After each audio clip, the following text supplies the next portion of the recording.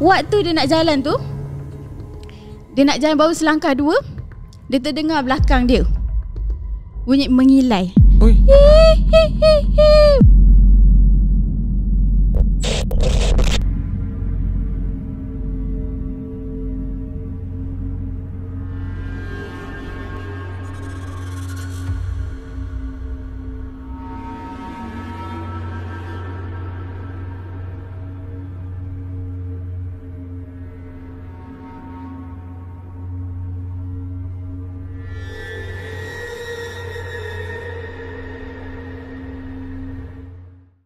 Bismillahirrahmanirrahim.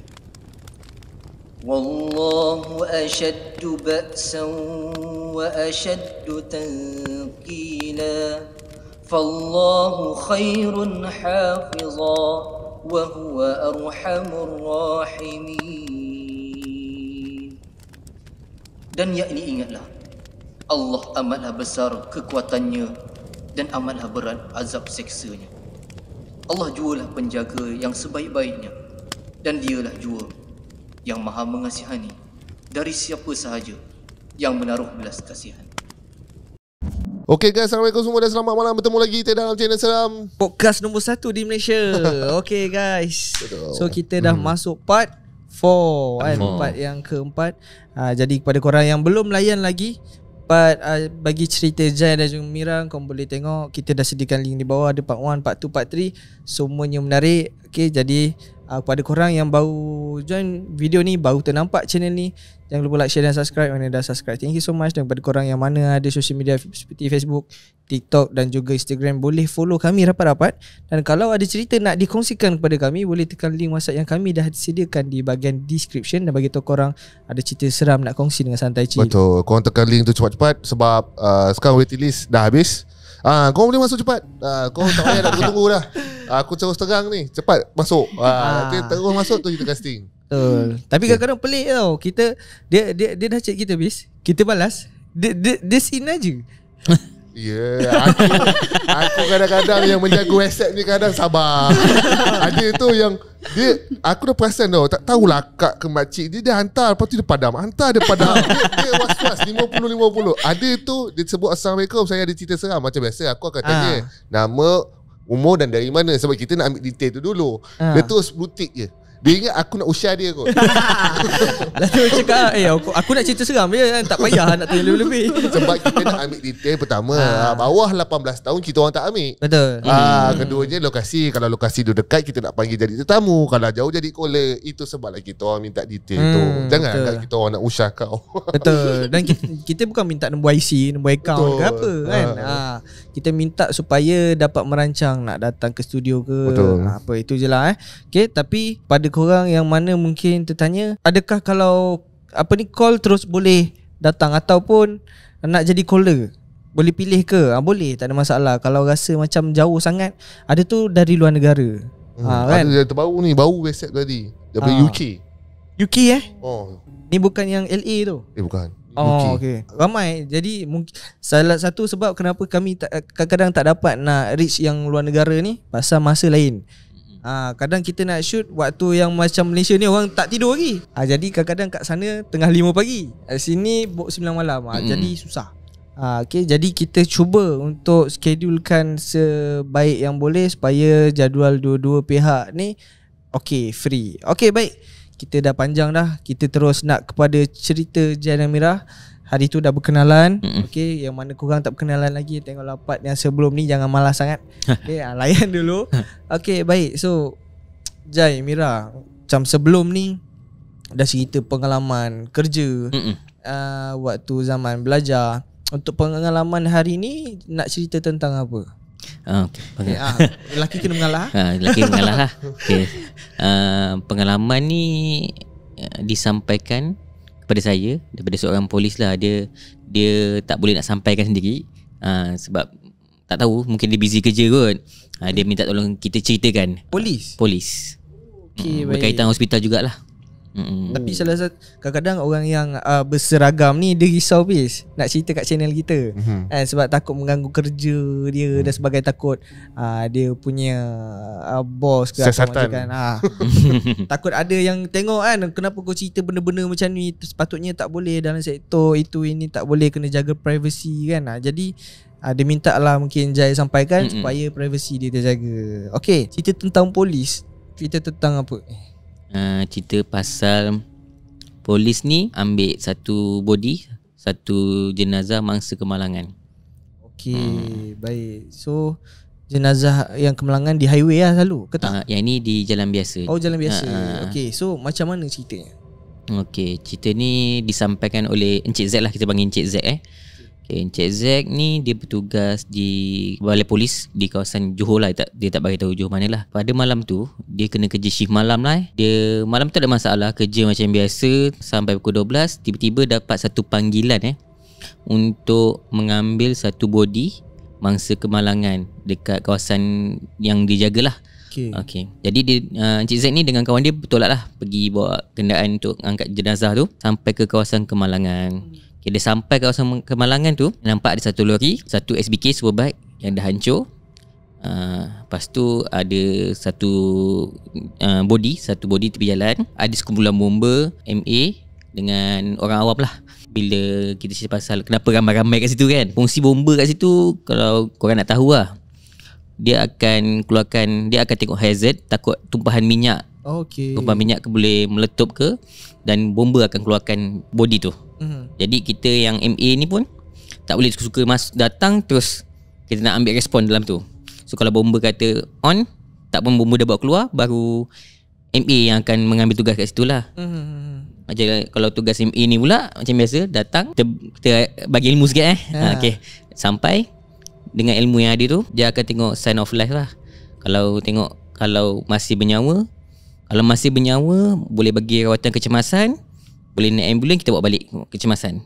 Tapi sign of life kalau tak ada, itu yang kita kena panggil polis.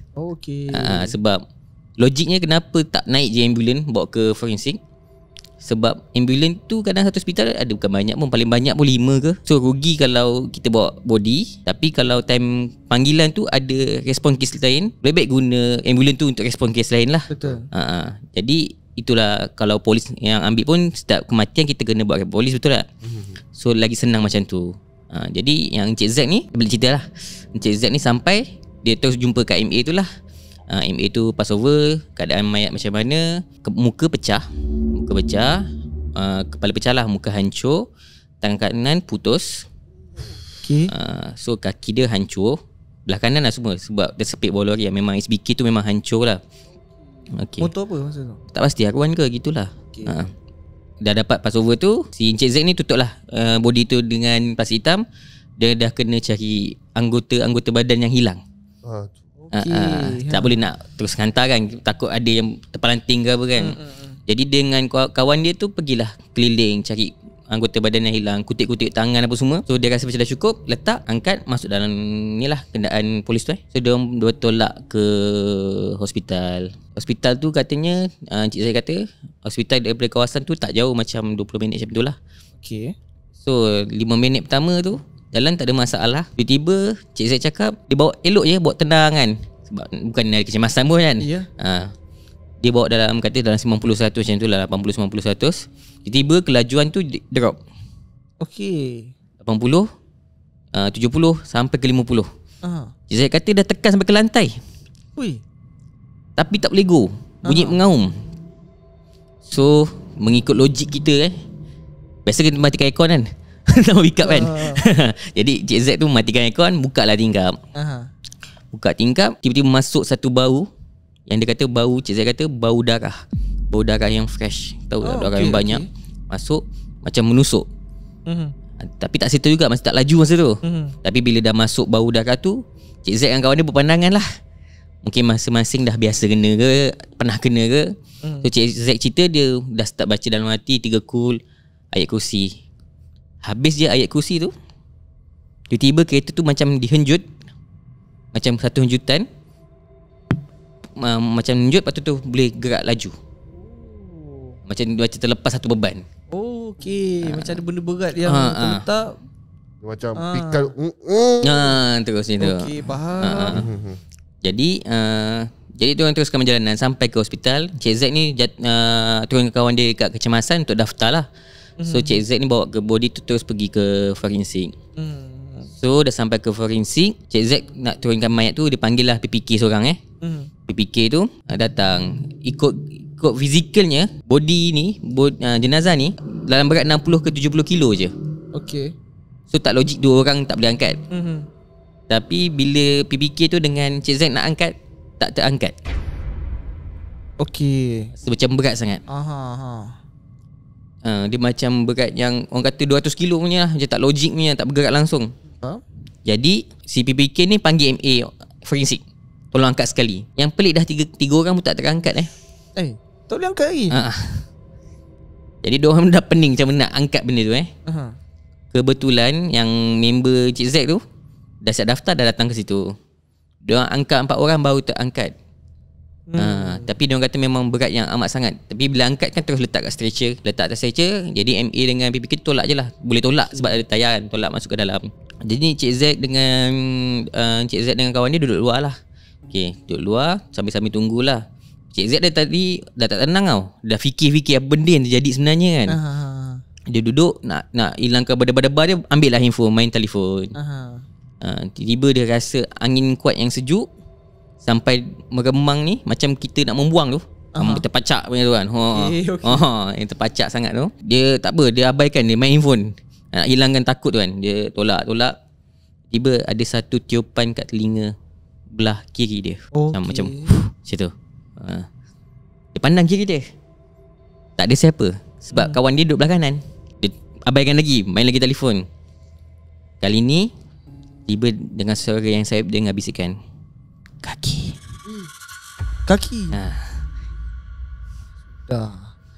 Macam disebut kaki macam tu kan. Jadi Cik Z tersentak, terduduk, terbangun diri tu kan. Daripada duduk terkejut, dia berdiri. Kebetulan MA tu keluar. Dia kata betul, MA tanya, betul ke anggota badan dah cukup ni? Saya rasa macam ada yang kurang. Jadi Cik Z dengan kawan dia decide patah balik scene, cari mana tahu ada betul yang tinggal. Sebab kebetulan dengar kaki. Macam tu kan. Jadi orang pusing macam apa yang tak cukup lagi ni kan. Dekat tengah-tengah divider tu ada satu divider besi kat tengah jalan tu. Okey. Ada kasut kat situ. Kasut. Ada kasut yang dah koyak. Rupanya dalam kasut tu ada 3 jari kaki. 3 jari kaki. Yang tak dibawa balik ke body. Itu yang tadi kaki tu. Jadi diorang pun ambil kutip, hantar balik ke forensik, settle, tak ada masalah. Lepas tu balik ke balai, sampai ke pagi tak ada masalah. Itulah kisah polis ni. Barulah rasa tenang sikit. Tenang sikit. Mungkin sebab kaki dia hancur kan. Jadi tak terperasan lah kot pasal jari dia tu. Kena pula bawa SBK kan. Laju mana pula kan. Dalam kasut ada 3 jari. Putus dalam tu. Kasut memang dah hancur koyak-koyak. Jadi tak perasan sebab terselit kat divider tengah tu. Dia terpelanting ke tak perasan kan. Tapi nasib baik kasut tu hancur koyak tau. Sebab tu dia decide malam tu. Kalau mungkin dia besok pagi mungkin dah tak ada kasut tu. Mungkin clean dah bersih kan. Betul. Lagi satu, kalau kasut tu cantik je, nanti orang ambil jual bandel. Itulah juga. Takkan jual sebelah. Mana jual bandel sebelah. juga. Takut lah jumpa kan, pairing ni elok lagi ni nak jual lah sekali. Tu okay. Boleh half price. Pengalaman seorang pegawai polis itu kita panggil forensik tak tahulah, tapi pegawai anggota polis yang in charge macam contoh insiden. Dia kalau forensik MA yang semua yang tugas dalam tu. Okey, baik. Itu rasanya baru satu je pengalaman dia, mesti banyak. Yang itu tiba-tiba dia tergerak nak bercerita katnya. Bukannya kawan sahabat ke, mungkin dia menonton. Lepas tu kita tegur dia. Dia macam cerita, kalau kau nak cerita seram, aku ada satu je tu. Dia terus cerita banyak lebar. Macam tu. Okay. So, itulah pengalaman kadang-kadang aku pun dengar juga kadang nasihat-nasihat orang tua ni, kalau berlaku apa-apa accident pun, benda paling penting darah tu kita kena bersih dulu. Sebab darah ni kalau kau bawa benda balik mana-mana dah, benda akan mengikut dah. Mungkin dia sebab dia bukan nak cerita yang roh tu. Bukan yang ni. Yang ni jin, Ini confirm jin dia nak jadikan sebab dia untuk cari anggota tu balik. Nanti kau cakap pula kita aib pula si mayat tu. Macam pula. Tak adalah okey, jadi kita dengar kemalangan-kemalangan ni risau tau. Lepas tu sampai meninggal maut, darah tu nak kena cuci selalu. Okey, polis ke yang cuci? Tak, itu biasa bomba lah. Tu nasihat lah, kalau korang insiden kan ada darah tu, basuh lah, at least jirus lah air, bagi dia cairkan darah tu, cairkan lah. Satu kalau nampak kemalangan macam ni, mungkin tak tahu dah meninggal kan. Selalu kau meninggal ni dia letak plastik hitam tu kan. Mungkin kita orang lalu ni kena sedekahkan Al-Fatihah. Itu yang afdalnya lah, yang sebaik-baiknya. Betul. Yalah, bantu mana-mana kau nampak darah tu, cuci lah. Jangan pula kau sampai tempat accident, benda pertama kau tangkap gambar nombor plate. Itu salah. Nombor plate satu, rekod video. Jadi media awam. Okay guys, kalau kau nak aku keluar, pergi dekat sikit like. Apa usahanya tu. Okay, baik. Alright, itu pengalaman daripada kenalan Jai. Okay, yang untuk Mira adalah pengalaman sendiri atau kenalan juga? Tak. Ini memang dua orang kawan sekerja yang memang mengejar-ngejar saya untuk bercerita.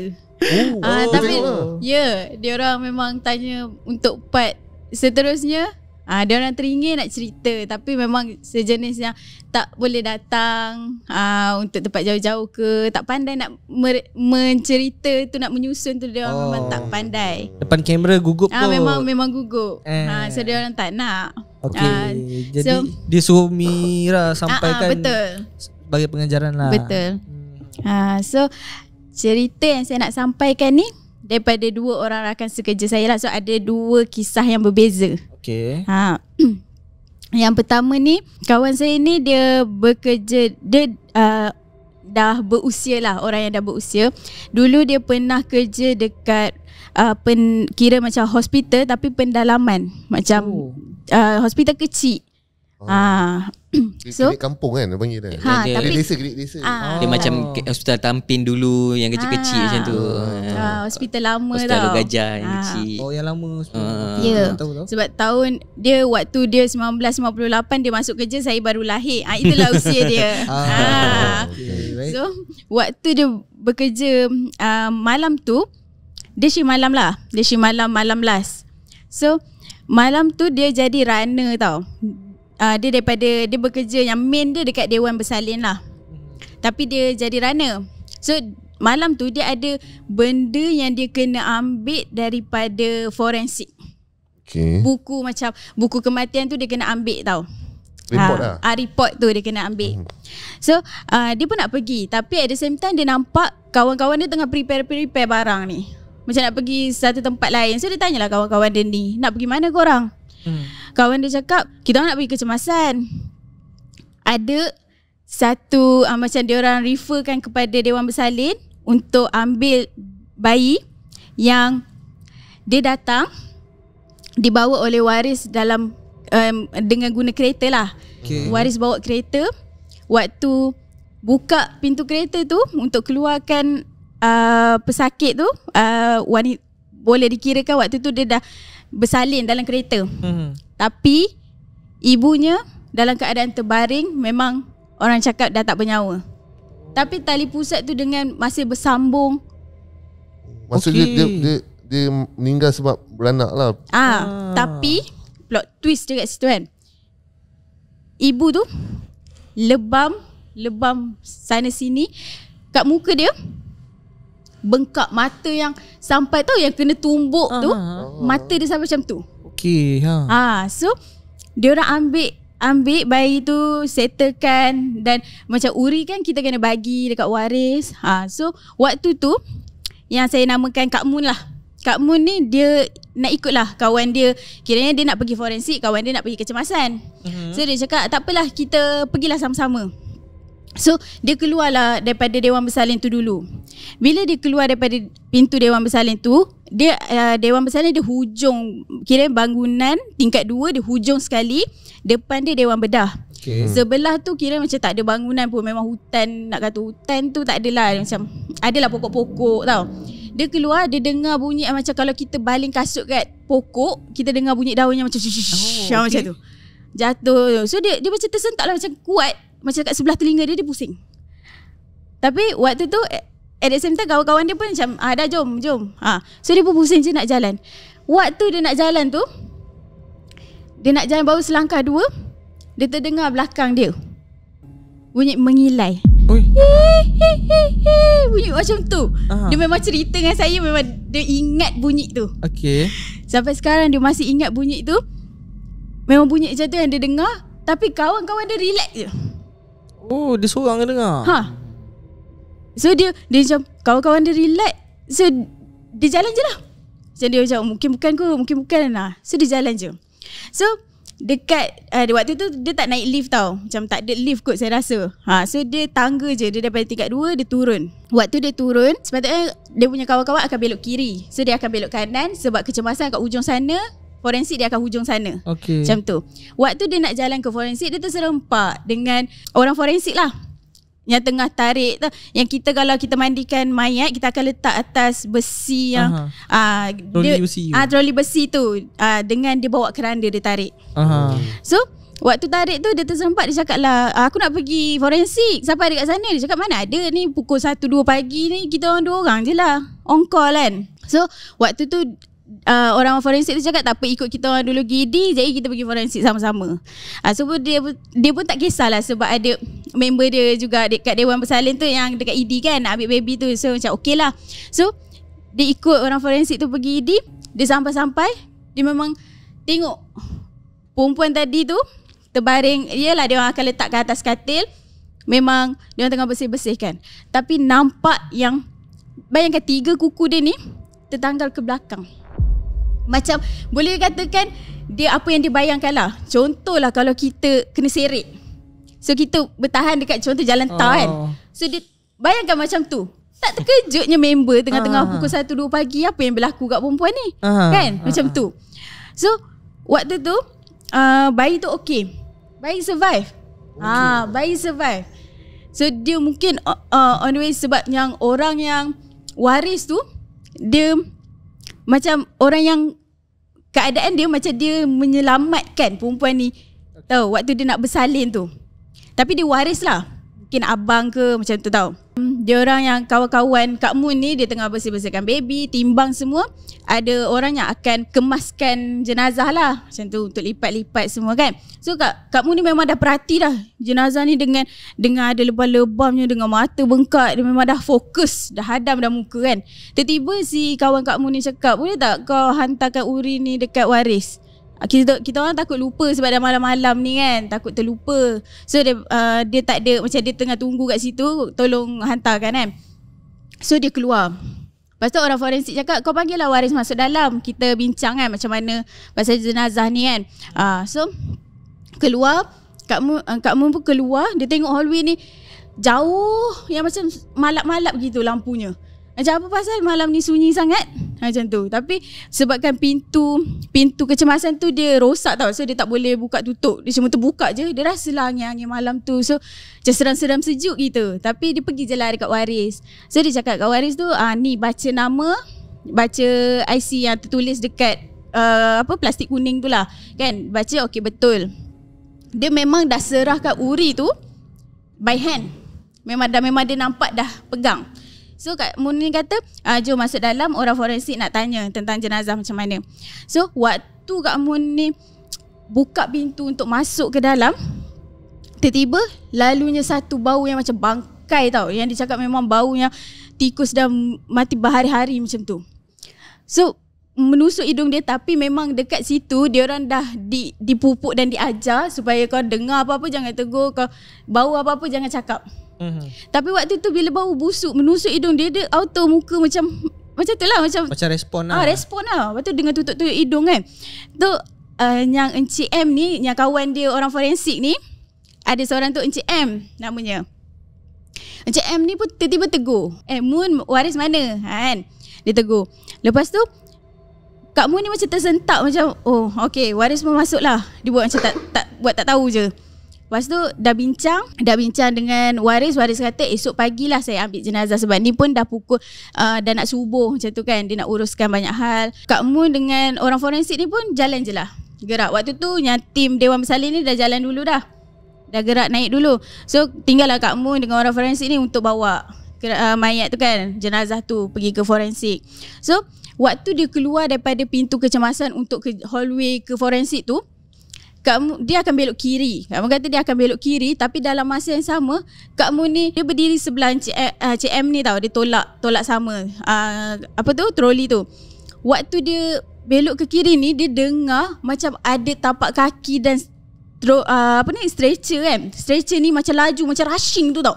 So dia macam terpusing belakang dan dia macam terhimpit dekat Encik M ni, macam nak ke tepi gitulah. Okey. Sebab dia dengar orang macam rushing, macam tu tau. So dia pusing, tiba-tiba Encik M ni kata, jalan tengok depan je Moon, tak ada apa, tak ada siapa kat belakang. Sebab mungkin Kak Moon kata orang-orang yang macam tu dia ada sense tau. Dia boleh tahu yang kita ni yang dia biasa kerja forensik ni, dia biasa. Dia dengar jugalah. Tak pasti sebab dia orang memang mengamalkan supaya diam. Okay. Macam tu. So Kak Moon ni ikut pergi forensik. Macam dia dah takut dah waktu tu, tapi tak boleh nak cakap, tak boleh nak bagi tahu siapa-siapa. Dia pun pergi je forensik. Sampai kat forensik, dia pun pergilah kat kaunter depan nak ambil report tu apa semua. Tiba-tiba datang je Encik M ni bawa plastik kuning tadi.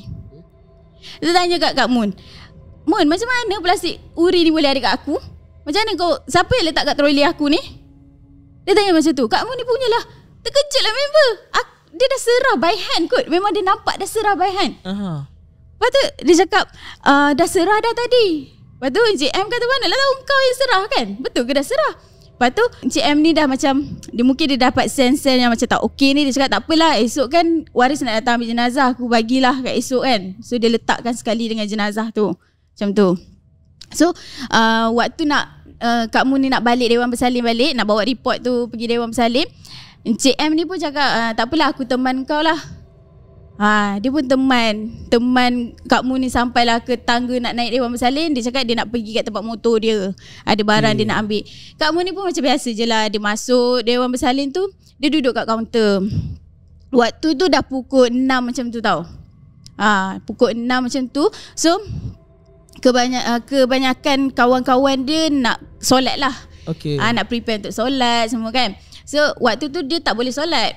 So dia offer lah diri dia. Dia cakap tak apa, korang pergilah ramai-ramai. Macam tak payahlah gile-gile kan, nanti kejar masa. So korang pergi ramai-ramai, aku boleh jaga. Tapi dia kata pukul 6.30 ke 6.45 seorang datanglah sini sebab dia nak hantar barang ke tempat lain. So dia terus balik. So waktu tu dia orang pun pergi ramai-ramai. Kak Moon pun duduk dekat kaunter tu sebab memang tak boleh tinggal kaunter kan.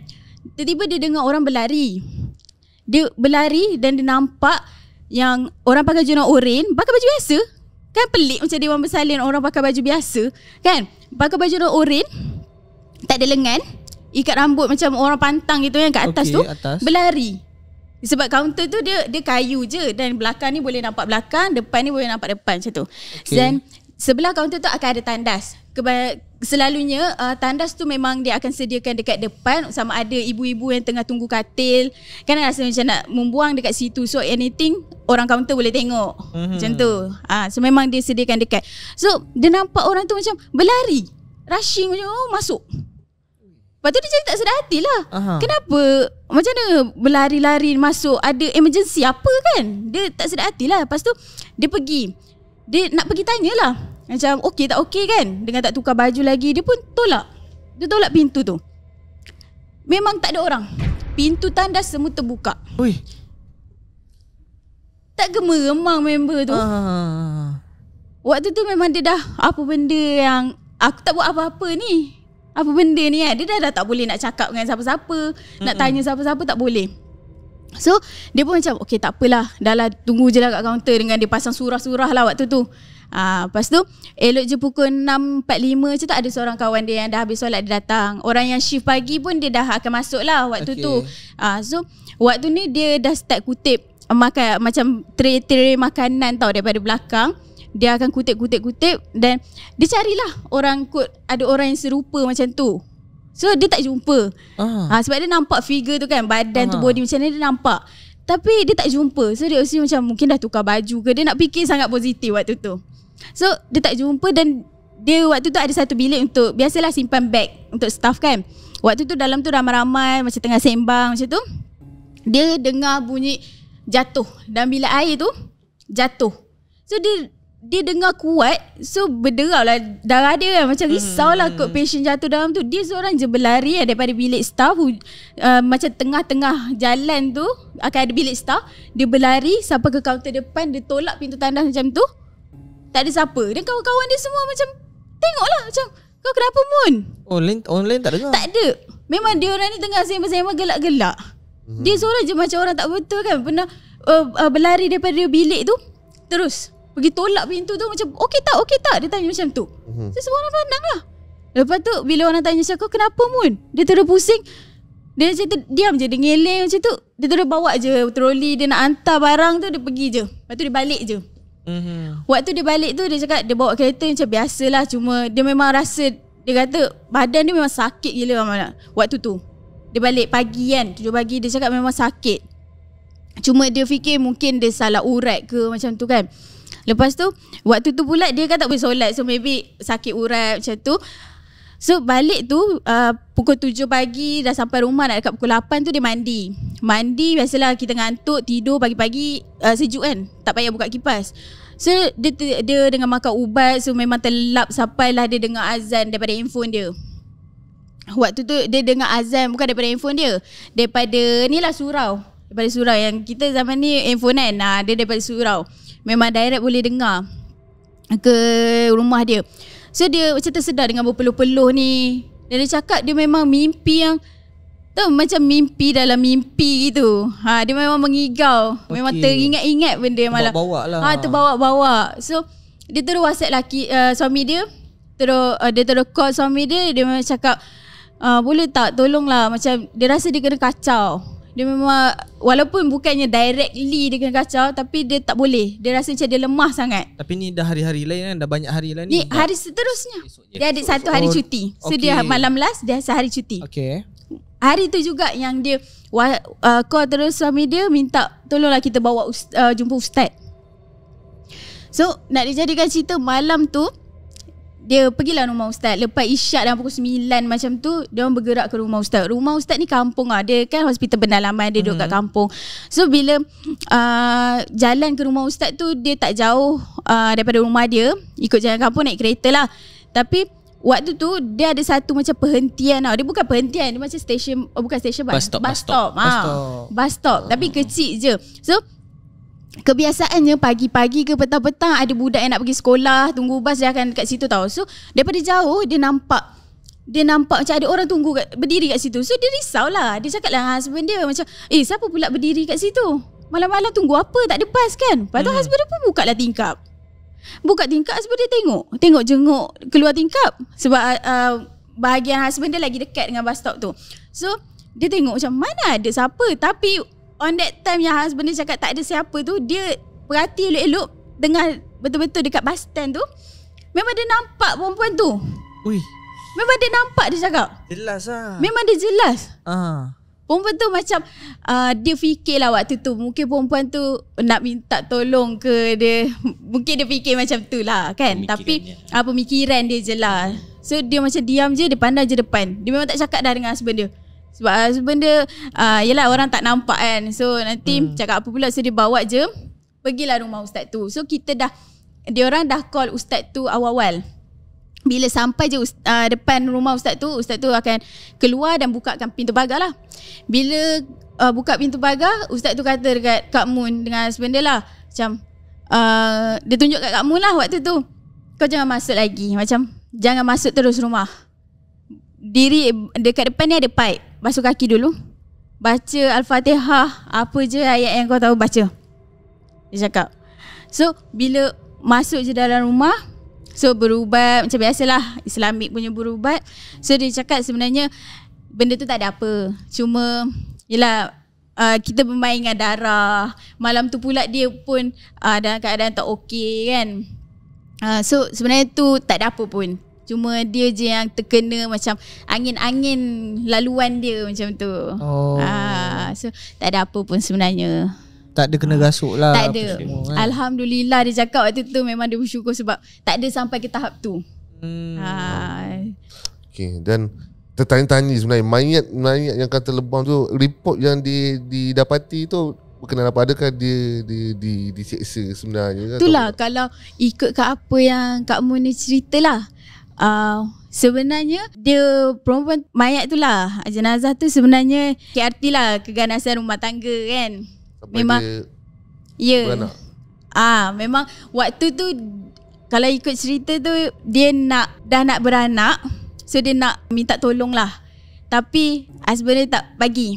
Itu yang perempuan tu keluar berlari dan husband dia kejar juga. On that time dia, abang dia, mungkin waris dia tu datang. Memang depan mata waris tu dia nampak lah yang perempuan tu memang betul yang kuku patah tu, memang kalau ikut report tu dia diseret lah macam tu. So memang kesian lah. Sebenarnya kesian lah benda tu.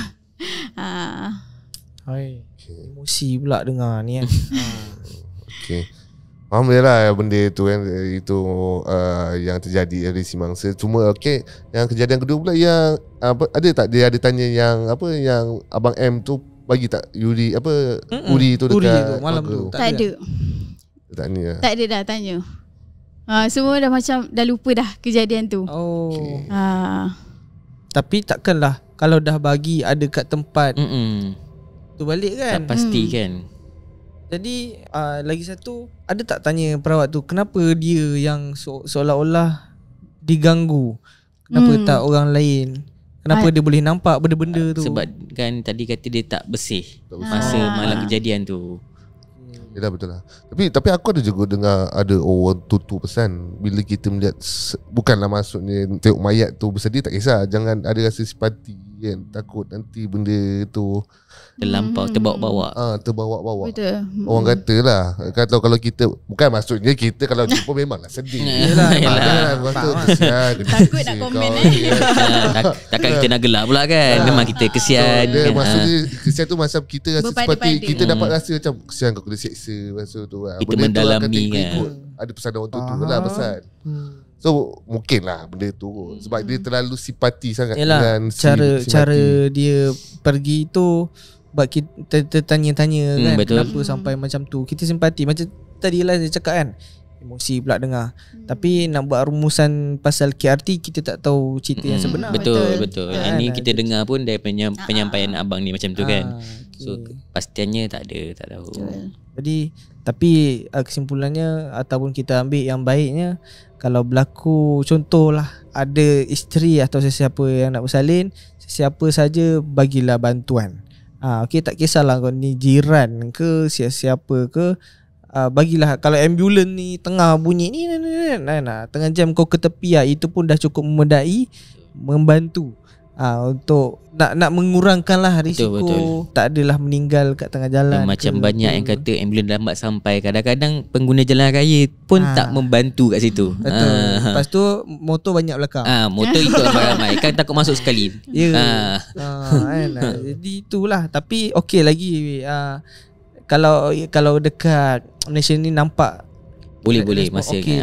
Dia kalau ada certain pengguna jalan raya ni, tak semua, tapi seorang dua. Betul. Kan? Tapi sebabkan dia seorang, jadi lama. Sebab dia tak gerak-gerak daripada situ. Dia buat dia kat situ kan. Betul. Tapi tak kisah yang kisah tu, yang accident dekat lane ni, yang lane sana je. Itu pun kita tak faham kadang-kadang tu. Tu kadang-kadang kita tengok, mungkin sambil bawa tu rekod video kot. Dia kalau seorang tak lambat kot. Dia ni yang kalau ada 2-3 orang dalam kereta kan, slow sikit. Semua nak dengar, nak tahu apa cerita walaupun tak faham cerita. Betul. Jadi kita sebagai pengguna jalan raya ni kan, kena berpada-pada. Kalau nampak kemalangan tu, yang lane sebelah yang tak ada kena-mengena, okey kau gerak kalau ada dashcam dah terrecord tu, alhamdulillah, tak perlulah nak keluar handphone lagi. Sekarang rasa kamera handphone kereta semua dah ada dashcam. Lepas tu dah ada yang connect dengan wifi terus kan. Okey, lagi satu, nak guna handphone waktu mandu ni bahaya. Betul. Okey, baik. Dan yang kisah tadi tu bukan kita nak menakut-nakutkan dalam skop kerja, Betul. hospital ataupun sebagai MA. Tapi ini adalah pengajaran yang mana kita nak bagi tahu dalam pekerjaan ni pun dia kena belajar. Macam tadi Mira ada share, kalau ada terbau apa ke, jangan tegur kan, kena bertindak tenang. Kalau respon dia tu je pun dah, benda tu pun dah boleh tahu dah kita ni seolah-olah dah tegur kan. Benda tu jadi kena sentiasa Kental. Macam umpama komen tu kental lah. Maksudnya kerja dalam, tak kisah lagi bidang apa-apa, cuma bidang dia orang ni lebih berjumpa dengan pelbagai orang, pelbagai mayat dan sebagainya. So dia lebih kepada tentang adab, cara kau uruskan jenazah tu, semua benda tu yang akan memberi kesan dan kepada dia orang lah kan. Kalau kau cara layan cara baik, dia akan dapat yang baik. Cuma macam yang tadi, mungkin bagi aku dia bukanlah sebab si mangsa tu nak minta tolong apa, tapi mungkin sebab dia melihat mangsa tu dengan keadaan terlalu simpati. Betul. Sebab dia benda ni akan tinggal. Mungkin orang kata tak logik, tapi aku pernah dengar orang tu pesan, kalau kau terlalu simpati, maksudnya sedih sangat ni, benda tu akan datang kau macam seolah-olah nak minta tolong kau, minta justice. Sebenarnya benda tu permainan jin. Sebab kau terlalu ikut emosi. Betul. Nak tanya lagi ni last kan, tak tahu kalau benda ni elok kita share je, kalau tak nanti kita cut sampai yang tadi tu je lah. Ada tak macam contoh dapat satu orang meninggal kan, jenazah tu diuruskan mudah gila, lepas tu tak ada bau, wangi, everything kita rasa macam ni orang baik-baik, ada tak? Banyak kali je sebenarnya. Banyak kali. Sebenarnya banyak lagi yang macam baik, tu. Mudah meninggalnya, mudah. Betul. Kita uruskan mudah. Kadang dia bagi kerjasama sebelum dia meninggal. Macam contoh, dia dah sesak nafas sangat kan, pakcik kita nak tidurkan sebab bagi bantuan pernafasan. Dia okey, dia ikut, tak apa, pakcik faham. Tapi biasanya akan meninggalkan baik. Tak adalah macam yang seram-seram sangat pun. Kita dah biasa berurusan mayat ni. Maknanya kadang-kadang dekat kecemasan tu, kita dah biasa dah bungkus mayat tu. Kita yang uruskan. Ni satu benda nak share lah. Pernah ada yang datang kecemasan, kalau tengok kematian dia mengerikan. Kalau orang biasa tengok, dia akan nampak macam mengerikan, kaki putus. Seorang makcik, dia hantar anak dia pergi sekolah. Hantar cucu dia pergi sekolah. Balik tu kaki dia kena gilis dengan lori. Aduh. Tapi bayangkan, dia datang sangat-sangat tak menyusahkan orang. Dia meninggal yang kita orang saksi dekat situ, tengok direct muka dia senyum. Itu memang first time. Waktu tu saya baru mula-mula bekerja. Itu memang first time yang saya tengok orang, betul, memang wujudnya kalau orang cakap arwah ni mukanya macam tersenyum. Clean je muka dia. Memang waktu tu terkejut lah. Okay. Jadi dia aku tanya sebab kadang-kadang benda macam ni kita dengar, benda tu menginsafkan kita tau. Betul. Tenang kan waktu tu lah. Rasa ya Allah kan, ini aku kata apa, dia punya pemergian dia tu cantik ya, kita rasa terkesan. Betul. Kan. Jadi baik untuk dikongsikan benda-benda macam ni. Sebenarnya tak ada seram mana pun. Banyak lagi mengisafkan adalah. Betul. Sebab kan? Kalau kerja macam ni, kita tengok kematian, kita akan ingat mati. Kan kita perlu ingat kematian kan, untuk menginsafkan. Dah banyak benda lah dia orang akan lalui. Dia macam-macam benda yang pemergian yang cara baik. Itu belum lagi tengok pemergian yang waris tak ada datang. Betul. Betul. Kita orang sendiri menangis. Ya.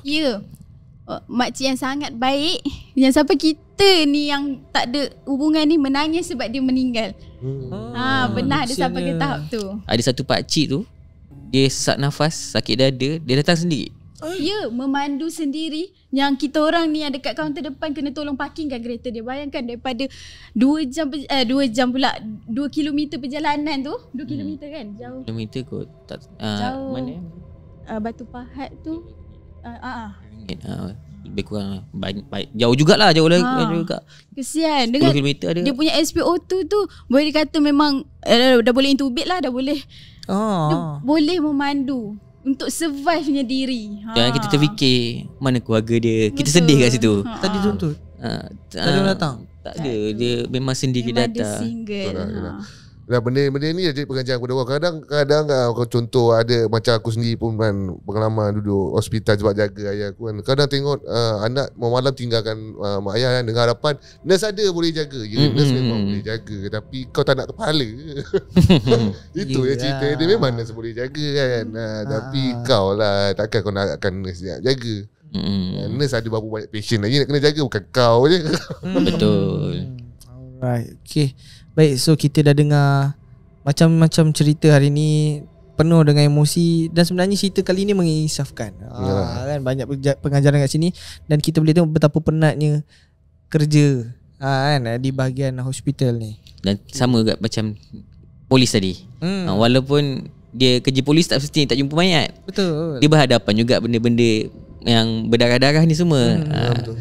Jadi kita nak terima kasih kepada kita punya frontliner ni kan. Banyak benda kisah yang tak diceritakan, dan orang tak tahu macam mana struggle-nya skop kerja ni. Dan ada juga cerita tadi yang lelaki kan, lelaki tidak bercerita, tapi di Santai Chill kena cerita. Betul. Susahnya struggle nak cari duit dan sebagainya. Okay, baik, so terima kasih kami nak ucapkan kerana sudi berkongsi di Santai Chill untuk part 4. InsyaAllah part 5 kita akan minta boleh. Jadi macam biasa kalau kau nak berminat part 5 nanti kita pujuk Jai dengan Mira, boleh ke? Boleh. Ada komen, ada permintaan, datang lagi. Tak ada masalah. Okay. So kalau ada permintaan lagi, kita akan panggil. Sebelum tu komen dulu kat bawah, mungkin ada pengalaman yang lebih kurang sama, ataupun anda ada seorang yang bekerja di bahagian hospital nak ceritakan pengalaman yang ada pengajaran, boleh share sama-sama kat bawah, kita akan baca. Jadi video yang akan datang ni kita tengoklah kalau ada komen yang tak cantik nanti kita saya ada sikit macam pesanan lah. Okay, untuk pejuang-pejuang kesihatan kita daripada MA, nurse, doktor, PPK, even driver sekalipun teruskan berjuang walaupun banyak kecaman, tapi beban kerja kita yang hadap. Dalam banyak-banyak kita bantu, beribu orang kita bantu, bukannya semua benci kita. Dan insyaAllah ada yang suka kita, akan mendoakan kita. So rezeki kita berpanjangan, pahala kita berterusan, insyaAllah. Okay, lagi satu ni terselit, dia selalu ada komen macam ni, alah semua kerja stres, bezanya record dalam YouTube atau tak je. Ya betul lah tu, tak ada salah kan. Tak lalu komen kot. Benda-benda satu kita semua tahu. Betul kan? Cuma kita cerita yang part yang ni lah. Kalau awak rasa nak cerita part awak, main lah sini. Betul. Santai chill lah. Sama-sama kita dengar luahan isi hati awak. Boleh WhatsApp je bawah tu. Boleh WhatsApp je. Sebab kata Hafiz tak ada waiting list dah. Main sini cerita, kita nak dengar. Okay, baik, kita sampai itu saja. Jangan lupa like, share dan subscribe. Dan dah subscribe, thank you so much. Jumpa di next video. Assalamualaikum. Bye-bye.